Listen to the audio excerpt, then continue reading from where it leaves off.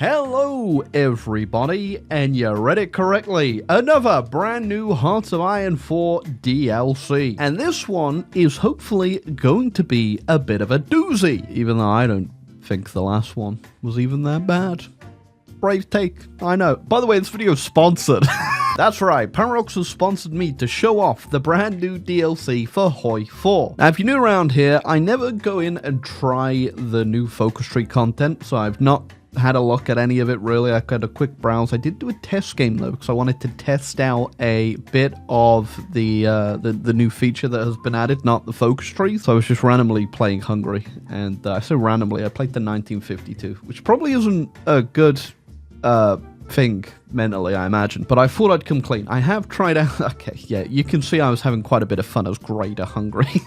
Yeah, video is sponsored by Paradox. If you want to go ahead and get the DLC, you can find it linked down below. I actually get a commission if you buy it through my link, and that counts for anything that you buy on that link. So if you ever really wanted to make me have money, well, that's how you go about it. All right, first off, new things on the front of the screen here. They've rejigged this about, and now they have a not played button. Does that mean I've not played any of these nations?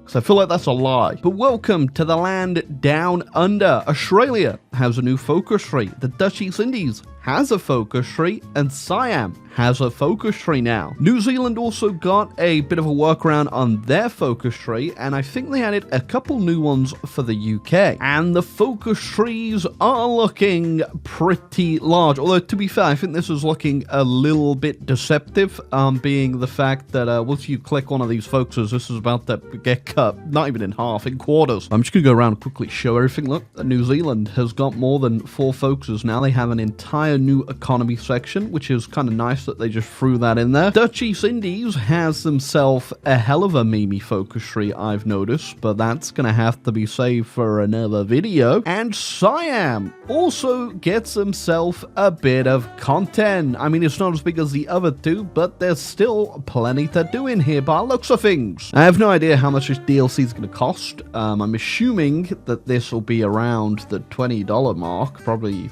around there. I actually don't know. Maybe it'll be on screen right now. Nope.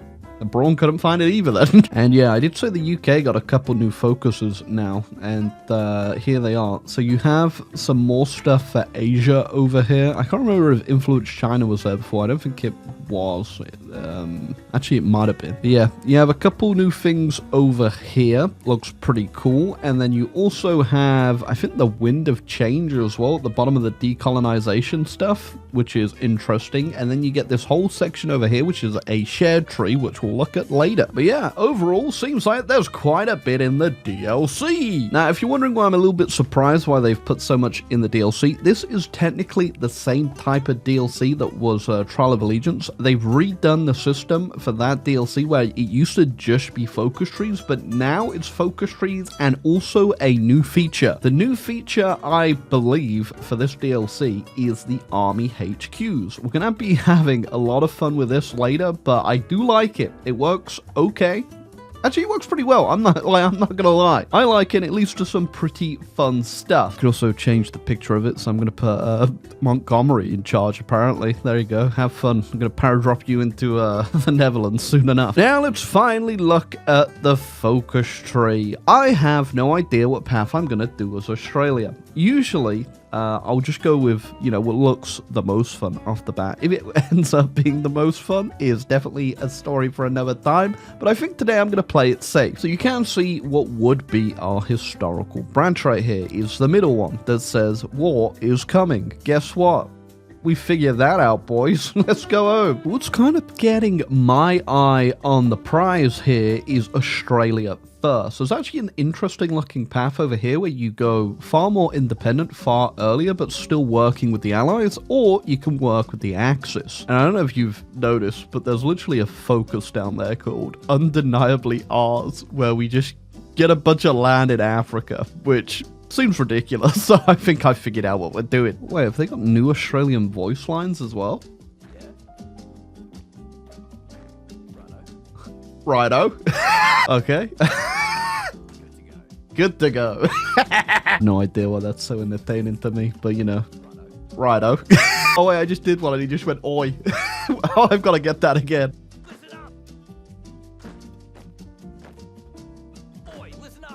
There you go. Took me way too much time, by the way. I was literally just sat here for the past 5 minutes doing this. I don't know why that one's so rare. I think Australia's one of, like, this DLC I imagine people aren't going to like. Just because it's a few nations that people just don't want to play, I'm going to be real. And I think it's kind of a tough job for Paradox to try and make certain nations like this super fun anyway. They're kind of, you know, far from the action, not in a very fun region in terms of expansion and stuff like that. I'm going to be interested to see if they find a balance here between the fun and the realism, I guess, which probably doesn't help if I'm looking for realism if I've just gone ahead and immediately done a history path, but you know what I mean. It's kind of interesting as well. If you go down the right side where you join the Germans here, you can get refuse British wars. Not sure if there's something similar over here, but that kind of helps out quite a bit. Means you can just ignore British call to arms and you don't get dragged into the war early. So they thought of something there, huh? Ooh, looks like the government is actually fighting back against our Australia First policies that we're currently doing. Not great, as we do want to go ahead and flip, obviously, and I'm assuming there's a lot of stuff in here that's going to help me do it. A little bit extra they've added that I forgot about as well. You can now get captains on your boats, who you can then promote up to admirals, just like your officers and commanders from before, so that's kind of cool, I guess. You can also get medals for them as well if you are a medal gamer. One thing I will say though is that when I was playing my Hungarian test game, okay, this is going to sound really, I'm making it sadder the more I speak about my Hungarian test game, alright, but don't judge me on this. I did a lot of Navy on my Hungarian test game, and I was noticing that I was just not getting like any medals at all on my boats, which was kind of sad, and I was sinking a lot of boats, and I got like 4 medals, so maybe they need to tune that up a bit. So now that we've got 10% support for the Australian First Party, we can do, guess what? The Australian First Party focus tree! And I have noticed we do have an option here with the convenient disaster. When the Canberra air disaster happens, we can actually flip. We just need to have got 30% Australia First support, which I think we should be able to get pretty easy. I'll have to say this Australian First decision tab seems a little bit dumb. You need funds, and to get funds, you just need to call on the Japanese there. So I'm just gonna click that, and boom, look, I can just click it over 20, and I got funds again. That's how in depth this is. Well, there you go. Already got enough to hit that, which means when that happens, we should flip on over. If we don't just flip anyway, actually, or maybe you do have to wait for that. It looks like you do have to wait for that, unless you miss it somehow, and then you're gonna have to wait a long time. There you go. Canberra air disaster. I should now be about to flip. There you go. Cabinet trust. What the hell is this? So when this runs out, which is what we wanted to do by the looks of things, we will have the Australian First Party take over. So I guess we just go ahead and try to get the castle to crumble. Tell you what, if that castle could crumble a lot quicker, that'd be handy, because cabinet trust kind of hurts. Yes, in the meantime, that does mean I can do a few other focuses over here, starting off with our economy branch. I do want to see how supercharged the Australian economy can really get up to now. See if we can't become some sort of economic jewel down here in the land of kangaroos and giant spiders. Oh, also, this is probably going to shock a lot of people, but the division designer now looks a little different. Now, deep breaths. I know you're allergic to change, but it's not that bad. In fact, I like it a lot, the way they've actually reworked a lot of things. So all the important stats that you really need for your divisions, and every division is now up here. Obviously, you can still see the full stats over here, including these stats, but having the hardness, your org, your HP, and your speed, and the combat width all readily available right here, pretty handy, I won't lie. I guess if you feel like you're a new player to HOI4 as well, this is pretty much all the information you're going to need, especially for your infantry. There are a few things for tanks that I think are a bit more important than just hardness. I'd probably not put the hardness, I'd probably put like breakthrough or something. It's probably a bit more meta, but I think just overall, this is good. Very good. Now for this down here though, so as normal, you now have your support companies all the same, but they are now on the left. On top of that, you can now add and regimental support. So every time you max one of these out to 3, you unlock a new division regimental support company you can add. I don't really have any at the moment, but they're just things like infantry guns, AA, things like that. We'll get a bit more into this later on. I don't know what the current meta is going to end up being, but you can see they give a tiny bit of, you know, extra stats. So we'll look at that later though. I guess we should look at our HQs as well. So now,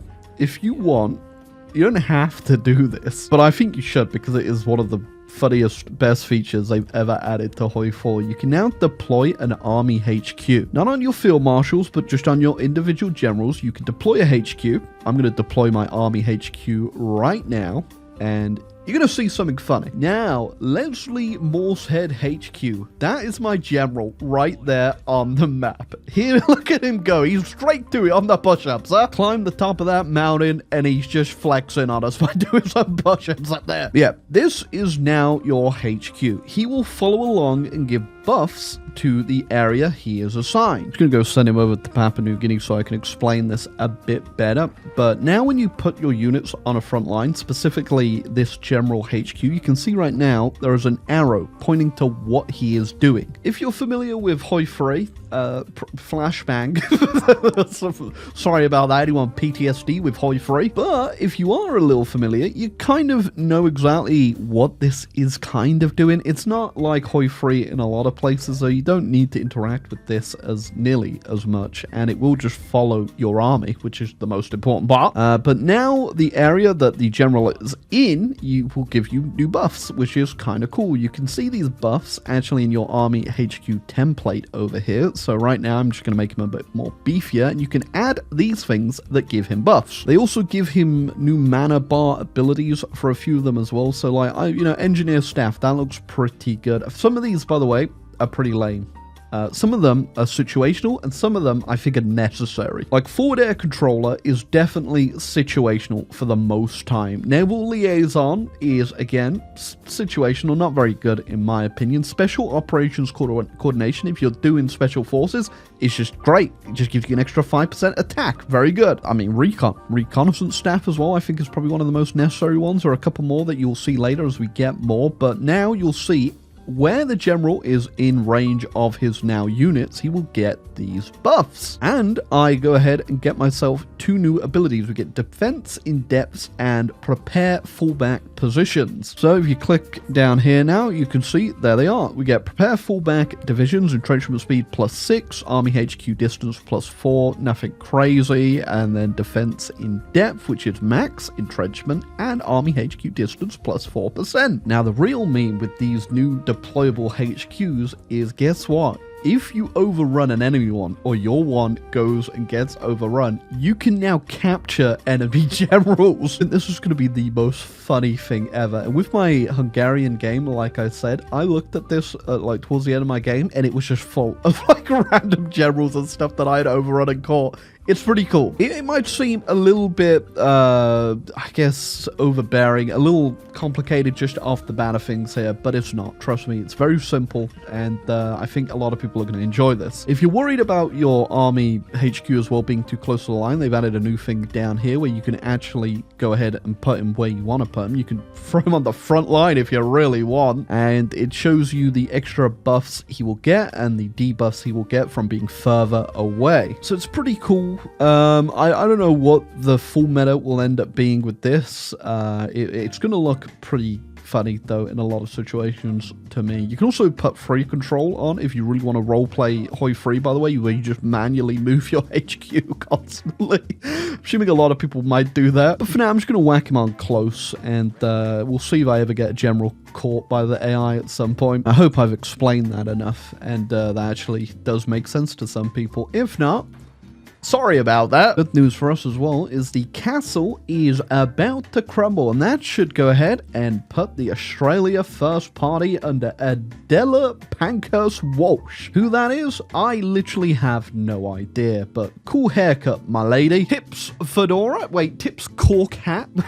Gotta keep the mozzies away. Gotta say, I do like that flag. And I think that might change depending on if you go the left side here and the right side, you get the full Eureka flag. I imagine if you go right side, whereas we're kind of sticking with the British today, so I like how it's a bit dynamic like that. That's pretty cool. Plus, I just like that flag. It looks pretty cool. Oh, okay. Now we get imperial pressure. Following the recent events, it can no longer be denied that Australian politics are shifting. The United Kingdom has taken action diplomatically to ensure that Australia remains on the path suitable for a nation under the Commonwealth umbrella, hoping that their peaceful nudge in the right direction shall be enough to keep their dominion loyal, which is going to start giving me a bit of democracy. Good luck, boys, because I ain't coming back. Oh, also, Special Forces Doctrine has been reworked as well. We're going to go into this a bit later because I don't have the XP for it right now, but it's pretty much the same thing, but yeah, it's in line with the new doctrines now, but we'll look at it later. Well, that's on me. I really should have done the populate or perish focus straight away for Australia, as that just gives you tickling weekly manpower and gets rid of that monthly pop debuff. Oops. Alright, so I'm going to do the British Pact right now, which is going to lower the debuff we're getting from that imperial pressure just by 0.1, which isn't horrendous. It's still not helpful, but it will also unlock an additional level of conscription law, which will enable limited conscription. So we're going to stick with the British on this path quite a bit. Assume eventually we will break free, but yeah, that's going to be a long way off by the looks of things. We're actually going to have to do a bit of fighting. Well, there she blows. We've been called in. We're not exactly ready to fight just yet, but we will have to fight because that's how we're going to get our autonomy up to get our freedom from the British. See, I'm not even entirely sure we can get our independence like that. If we can get our independence at all, actually, because we don't have either of those focuses available to us. I went ahead and had a little luck, and if we look at done meddling here, this is how we become an associated dominion of the United Kingdom, which means we can declare wars, decline wars, and no longer transfer any peace score to their overlord. Interesting. So we become free, but not free. That's very interesting. I'm not entirely sure that there's any other nation in the game that has ever been done with. Okay, you've got my attention now, this path. It's kind of weird. Yeah, we don't have to worry about autonomy at all then. We just have to wait for the fall of France, and then we can get down to here. So I don't have to commit to the fight at any point just yet. I am going to do most of my fighting guided on whatever this part of the focus tree takes me on. It's probably time to show this off, but yeah, Special Forces now has their own branch and sub-doctrine stuff, which is kind of cool. It's essentially all the stuff that was in the other one. It's just, yeah, now you have to do it like this, essentially. It does mean you will be locked into 2 special forces the entire game, though. You won't be able, like, some nations were able to get like 3 paths done. You can't do that anymore. It's going to be 2 maximum. So I'm going to go with Mountaineers and then maybe Jaeger, because I think I'm going to be finding a lot of jungle this game, so we might do that as well. First bit of land we can do is we can get Burma and British Malaya off the British if they accept. I hope they do, because I want to go defend that, because later on I can also get claims on French Indochina, so if I could take those as well when the Japanese demand them, pretty cool. Hand in the glove completed, and the British said yes, so now we've got both Burma and Malaya as our own puppets, whilst we ourselves are also a puppet. Hey, that just gave me a whole bunch of factories too. Nice. The level 1 railway is still here, boys, but now goes from South Australia to Northern Territory. Where's it gonna go? Like from here up to here? Okay. I mean, interesting. Much better than this that was already here. That's what it used to give you. While waiting for the fall of France here, that's when I'm gonna go ahead and hop on over to doing the Vichy Africa and then done meddling. I'm not sure how, like, undeniably ours works. I think we just immediately go fight Vichy and go steal their stuff, which sounds pretty fun to me. There you go. It's been 10 years, but Australia's railway focus is now more than 2 tiles. Okay, the time is now. Vichy out of Africa unlocks Vichy out of Africa decisions. I'm very interested to see where this is gonna go. And then also on top of that, we can done meddling and get our semi-independence from the British as well, which will be pretty cool. Oh, the United Kingdom has agreed. Increased allied presence in Africa would benefit the Commonwealth. We will initiate discussions with Vichy France seeking a peaceful transfer of their colonies and the establishment of an Australian garrison. Man, what were they cooking up with this, huh? I guess I'm just gonna demand it all and see what gets given to me. It said no, but I do get claims. Oh, I get claims are added to Australia with done meddling. So maybe I should wait a second until I've hit that last one. Let's try it again. Demand Madagascar. And oh, they said yes to that one. What was the other one I did? I don't think I got an event. I sent 2, but I didn't get an event for it. Doesn't matter. I'm gonna hit done meddling, and apparently this adds claims to it. I don't know. Didn't say anything about it there. Would you look at that? We've got Madagascar, a land full of more spiders. Oh, okay. Wait, no. Yeah, I guess added to these ones here, and because they only have 3 of them, I might as well just go straight on down to it. Also, we get. Oh, okay. Wait, no. Yeah, I guess added to these ones here, and because they only have 3 of them, I might as well just go straight on down to it. Also, we get the new flag now. Look at that, and we are a associated dominion. I don't think. Oh, we can go fully free now if we want as well. Okay, that's how you get it. That's interesting. Just saw that Siam has declared on Vichy. What? I don't know if that's normal. That did not happen in the Great Hungarian Test Game, I can tell you that much. I do think, though, that they do get a peace out option, so they could technically peace out for this land now. I hope they do, at least. We'll see. There you go. They did peace out. I don't think they handed over any of the land for them, though, unless they just didn't manage to capture it in time, unless it got auto-peaced out, because I think they did get stuck capturing the capitals there. Just training up the army, and then I guess we're going to Africa, boys. All right, Patain, I reckon you didn't have this one on your bingo sheet. And I move in. Yep, it should flip to me, because I'm the one with the claims. No, why is it no longer going to me? What the hell's going on? Why is this happening? Is it because I'm not fully independent? I mean, that could potentially be it. We'll see. I mean, it doesn't matter anyway, because in a peace conference, I'm pretty sure I'd get loads of debuffs for taking this. It'd be costing nothing because I got claims on it. It's super lame that it's not going to me. It really should. And I can't really hang about in Africa any longer, as guess what? The Japanese are coming for me. Malaysia's not my puppet anymore, and neither is Burma. Oh, is that because I went the stupid thing? I think it's because I did the stupid thing. That sucks. That sucks so much. Okay, word of warning then. If you're gonna go ahead and do this path, make sure you do done meddling before you do hand in the glove, because yeah, you lose your damn puppets. I don't know if that'll be fixed beforehand. Probably not. I mean, I'm not on Iron Man, so I can just go ahead and fix it myself, I think. I can't remember the command. Oh god, am I gonna... How does this work? Puppet. Malaysia? I can't puppet myself. I figured it out. I mean, this is technically cheating, but it's how it's supposed to be. Messed that up by accident. Accidentally gave Malaysia the puppet to Burma. Oops.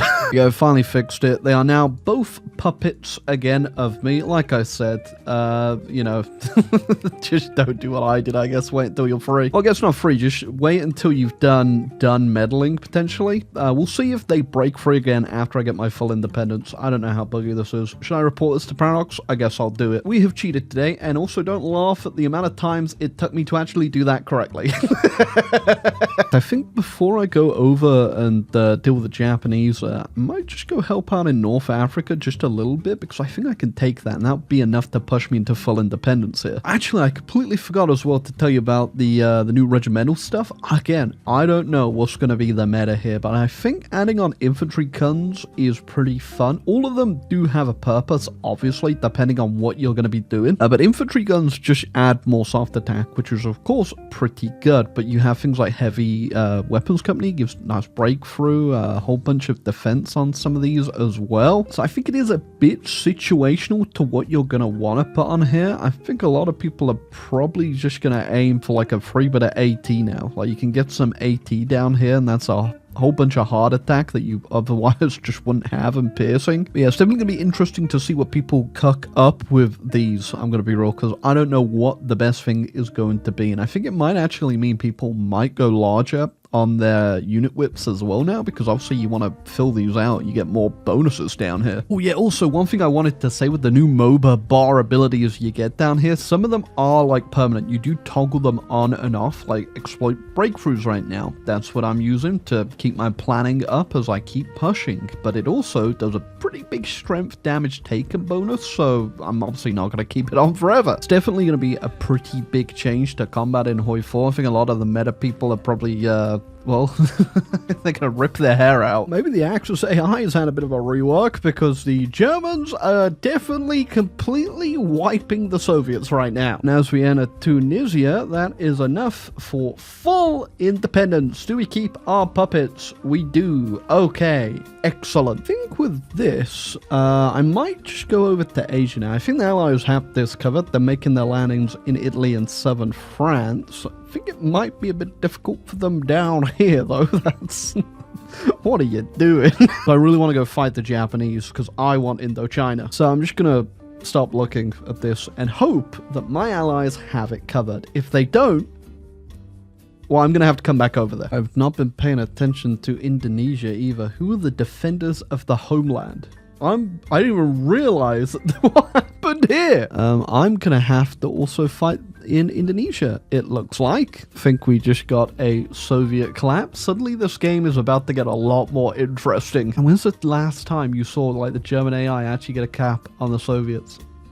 Did this DLC wake them up? Oh, also, you should probably do this focus as Australia. The Defense Citizen Military Forces Act, because that's a pretty horrendous bonus to fighting not on your core territory. But yeah, also economy-wise now, I'm pretty sure Australia's on par, if not can surpass the Canadian tree, because I am really damn factoried up. We're up to 97 factories right now, and that's with me not really min-maxing it too much. The one thing I did do though is I spammed infrastructure first, because you get this cool economic decision thing over here where if you do land development, you just get yourself a free building slot every time you do it, 180 days at a time. And then on top of that, it also stacks with region-wide industrial integration, so you can just keep getting more building slots. It's pretty damn cool. I mean, obviously I'm a player, but like in consideration with what the AI on Canada has done right now, yeah, we have pretty much surpassed them, other than the dockyards. But to be fair, I haven't done any of my naval yards or anything like that, so we could probably get quite a few of those as well. We're ready to go. I'm going to join now against the Japanese, and we're going to go fight in Indonesia first, I imagine, because this seems pretty free. Attack in Siam's going pretty well. Already encircled all these units over here. We're also pushing in from Brunei, and that's also going well, but also there's just two guys defending it. Oh wait, hold on. I actually just went and caught someone. Oh, who did I capture? Oh, I got two guys. Look at them in prison. So they're now stuck in Singapore. They can do a raid, I think, and you can also do a raid if your general gets captured to free them. I don't know if the AI is going to do it, though. I guess it is close enough that they could do it. Well, we'll get them to work on the railway. See how you like it. Oh, I think Japan did the Peace Out event. That kind of sucks. I wasn't done with you yet. That's a little bit disgusting what has just happened down here, as I didn't have much participation to really do much. But we got some stuff, and more importantly, we got all of Southeast Asia, bar the Republic of Vietnam, which did escape our grip. Yeah, if you don't know, Japan now gets a peace out focus they get if they're losing really bad down here, which is why we didn't have to do anything. They just capitulated. So I guess now we'll go deal with the absolute monster that is the Axis. The question is, what front am I gonna go to over here to actually help on? I don't think it's gonna be this one. Shout out to everyone for that peace conference, because apparently it doesn't bloody just join the damn Axis. Why did we just... what? Who is that? Which is it? These guys? It's these guys. I realize as well, who's the Sultanate of Goa? I mean, excellent mustache, my friend, and heir to the Rooster of the East. I'm not sure what that means. We've also got this guy over here as well. He is the king who gave his crown, so he's not the heir to the Rooster of the East, and also the Kingdom of Aceh up there, who is the Sultan in the Hills. So that's fun. One thing that's kind of cool is that we get these expeditionary leaders that have a capacity of 6 only, so they're good for volunteers and stuff. But look at that, they get a division attack on non-core territory, 15%. That's pretty damn good.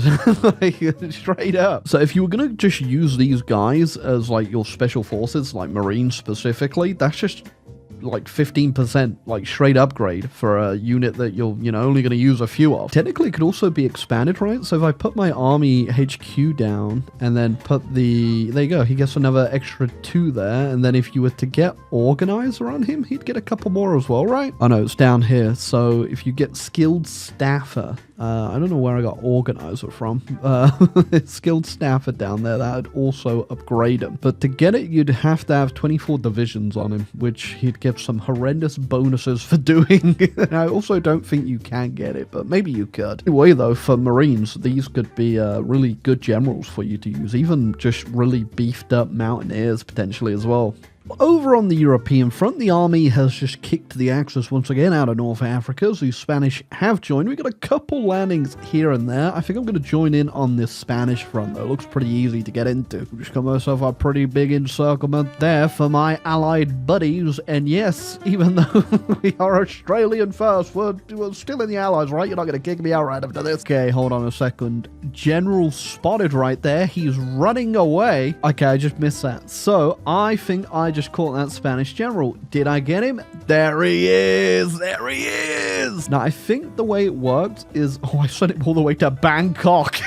I think the way it works is if you overrun a unit, there's a chance that you get them, which is what happened there. He ran out attacking me of Orc and evaporated. But if you get them in an encirclement, then it is 100% guaranteed you get them captured. And who's that right there? Oh, I just caught another one. I just caught another one. I have no idea who that is, but General Dr. Lofar Rendulik. I don't know who it is. Well, you've gone to Bangkok. Enjoy. Also, the way this works, if you do get one of your generals captured and they're, say, an advisor, like Rommel, or one of mine right now, you will also lose them as their advisor slot as well. So this is pretty damn funny. Spain's done for. Good for us. I'm going to go to the UK now, and I think I'm going to try a naval invasion. Looks like the British have kind of beaten me to it, though. Go the Marines, and yes, whilst the British have already landed, I did it just to simply say, in go the Marines. So with the expeditionary leader that I have on these guys, I mean, they're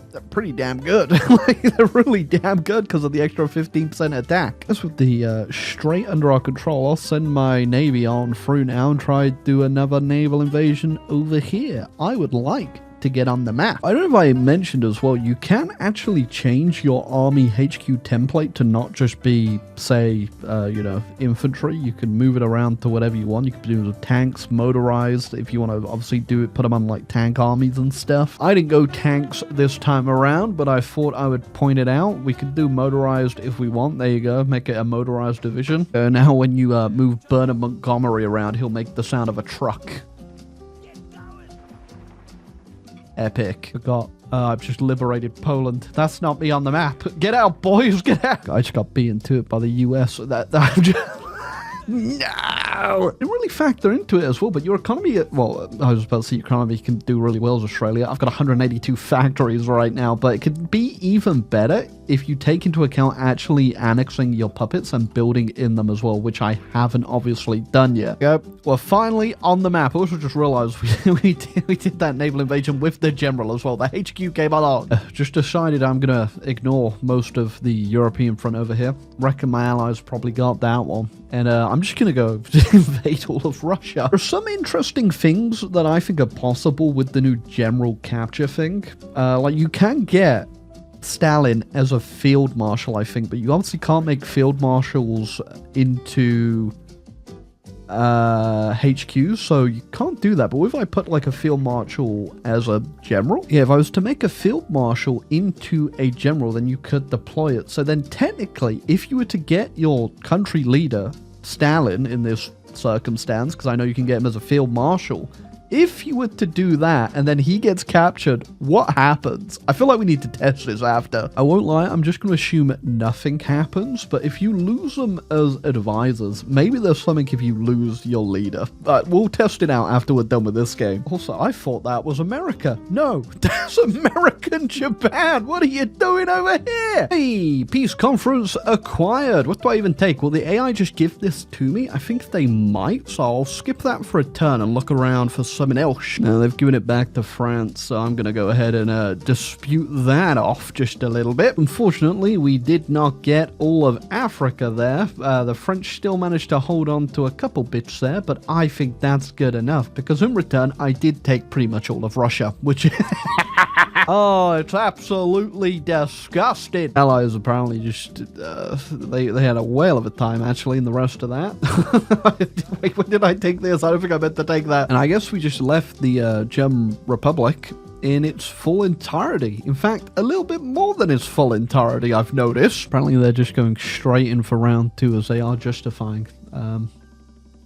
Why? They just joined the Allies, so they were doing crossing the Atlantic. They were going for round 2. Damn, I think that was a pretty fun path and a pretty fun game. I don't know if the rest of the Australian paths obviously hold up. I enjoyed this one quite a bit, though. It's definitely a very unique one, I'll tell you that much. I'm not too sure if just going the normal, join Axis path is any better. It looks kind of bad. Integrate the 4. You just get a... Okay, so New Guinea becomes a core. Dividing the Pacific, you get a sphere of influence and a bunch of claims. I mean, I way prefer this path over here. You get so much land that you can get, and you get this weird semi-autonomous path as the Australians where you can expand but also just do an allies game. It's very weird. It's very unique. I like it a lot. Whereas this one maybe could be a little bit of fun. I'm not seeing it. I'll be real. Like finding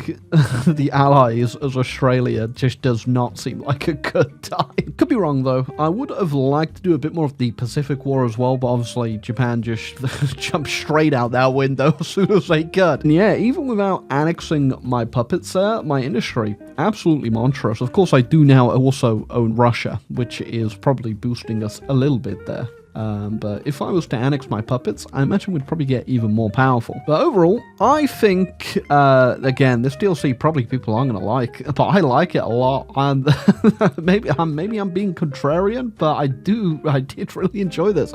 I like all the new features. I like the new Special Forces thing, which I did change it, so I have no experience anymore in my Special Forces experience. I think the general stuff is absolutely amazing. The army HQs really like it a lot. I like all the new abilities. I don't know what the new meta is going to end up being in terms of a lot of this, but again, I think it's all really good. But that does not mean all the nations that have been added are actually going to be really good. We're going to have to look. I can't even look at the Indonesian focus tree anymore because the Indonesians don't exist. I've got to annex them when they were over here. We're going to have to look at the focus trees for these guys and also some of the Australian alt history ones as well, or maybe even the historical Australian route. I think there's quite a bit of content in that one that I'm really going to have to see if they're worth it, of course. Same with Siam. But before we end off here, we need to do our experiment. Now, I won't lie, I don't think this is actually going to do anything, but let's just turn the AI